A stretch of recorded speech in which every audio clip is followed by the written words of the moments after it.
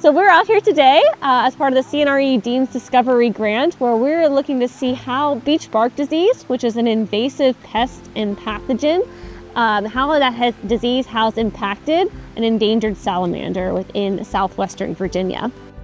Together with invasive pathogens, natural disasters, the forests that these salamanders call home in have changed dramatically.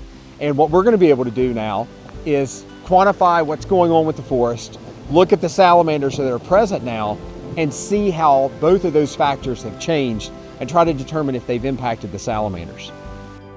The first thing that we do when we get to our sites is collect salamanders. So we search under cover objects like rocks and logs and search through the leaf litter, and then collect those animals, take the data and measurements that we need, and then we release them back.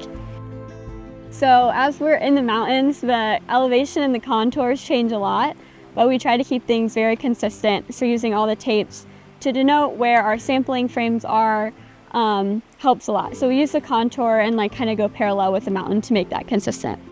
I started working here in 2008, studying the salamanders on White Top Mountain. In the last 15 years, we've seen some pretty dramatic changes to the forest of southern Appalachia. The forest we're in now was dominated by eastern hemlock, and they're gone. Hurricane Helene was such a different type of abiotic disturbance that we're not used to here in southwestern Virginia, so it's really not known how it's going to impact Weller salamander and wildlife in general.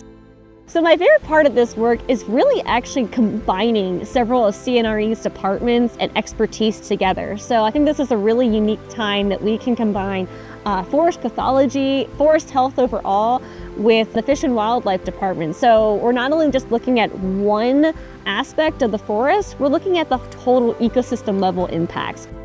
Her expertise in beech bark disease and forestry, our work with salamanders come together, our students are working together.